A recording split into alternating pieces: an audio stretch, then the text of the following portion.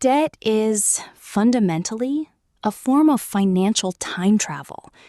When you take out a consumer loan or swipe a credit card for something you cannot afford today, you are not actually borrowing money from a massive, faceless bank.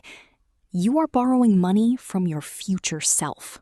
In our previous episode, we exposed how plastic cards numb the physical pain of paying. Today, we must answer a deeper, more troubling psychological question. Why are we so willing to sabotage our future financial security just to acquire a physical object today? Welcome to the psychology of borrowing. The root of this self-destructive behavior lies in our evolutionary biology. Human beings are hardwired for instant gratification.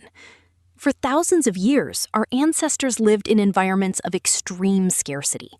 If they found high-calorie food, they consumed it immediately, because tomorrow was never guaranteed. Our brains evolved to heavily prioritize immediate rewards over delayed benefits. While this neurological wiring kept us alive in the wilderness, it is an absolute disaster in a modern capitalist economy.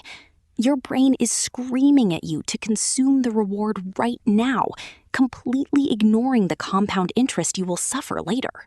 Behavioral economists have a specific term for this cognitive bias: hyperbolic discounting. It is the human tendency to choose a smaller, immediate reward over a significantly larger, delayed reward. We perceive the future version of ourselves almost as a stranger. When you finance a $2,000 vacation on a credit card, you are experiencing the joy today. The future version of you, the one who has to work 80 hours to pay off the principal plus 30% interest, feels like someone else's problem. You are legally binding a stranger to pay for your weekend. This cognitive bias leads us to the most lethal financial mistake a consumer can make: borrowing money to purchase depreciating assets. A depreciating asset is anything that loses its inherent value over time. Cars, designer clothing, electronics, and furniture. When you take out a loan for a luxury car, you are experiencing a horrific double negative in wealth building.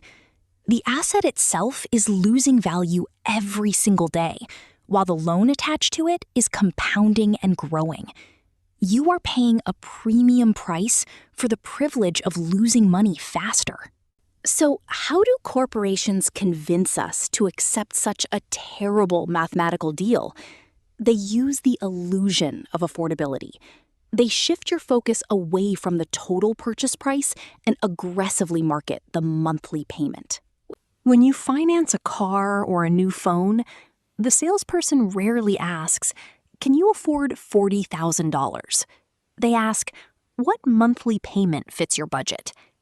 By stretching the loan term from 36 months to 72 months, they artificially lower the monthly pain, disguising the massive total cost and the exorbitant interest. This manipulation tricks the consumer into confusing cash flow with net worth. You might have enough cash flow to cover the $500 monthly payment, giving you the illusion that you can afford the car. But if your net worth is negative, you cannot afford it. Wealthy individuals focus on acquiring assets that increase their net worth. The middle class focuses on maximizing their monthly cash flow to buy liabilities that make them look wealthy. It is the tragic difference between actually being rich and merely playing the character of a rich person. Beyond mathematics, we must address the neurochemistry of borrowing. Often, we use consumer debt to fill an emotional void. This is commonly referred to as retail therapy. When you are stressed, unfulfilled, or bored, anticipating a new purchase floods your brain with dopamine. But neuroscientists know that the dopamine spike happens during the anticipation and the acquisition. Once the item arrives and is unboxed, the chemical high vanishes. You are left with a depreciating object you barely use and a very real, compounding debt that causes chronic anxiety. You borrowed money to rent a temporary feeling. Today, this psychological vulnerability is weaponized by social media. You are no longer just keeping up with your neighbors.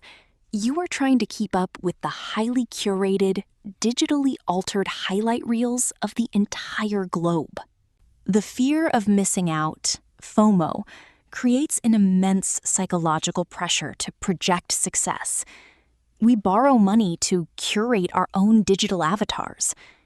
But remember this fundamental truth. The people you are trying to impress on social media are likely drowning in the exact same debt. How do we break this psychological matrix? It requires a brutal paradigm shift. You must rewire your brain to embrace delayed gratification. You must stop viewing waiting as a punishment and start viewing it as an investment. If you want a luxury item, do not borrow for it. Force yourself to save for it in cash over 6 months. By the time you actually accumulate the cash, the emotional impulse will have faded. Your rational brain will engage, and you will often realize you don't even want the item anymore. You keep the cash, and you avoid the trap. Borrowing to consume is an act of self-betrayal. It is prioritizing the fleeting desires of your present self over the financial freedom of your future self. When you reject instant gratification, you stop working for the banks, and you start working for your own legacy. Understanding the psychology of debt is the first step. But what if you are already trapped? What if the credit card balances are already overwhelming? Tomorrow, we transition from psychology to pure mathematical execution. We are going to explore 2 of the most powerful, proven strategies to destroy bad debt: the snowball method and the avalanche method. We will analyze the math, the mindset, and exactly how to claw your way out of the hole. Subscribe and join us for the next episode.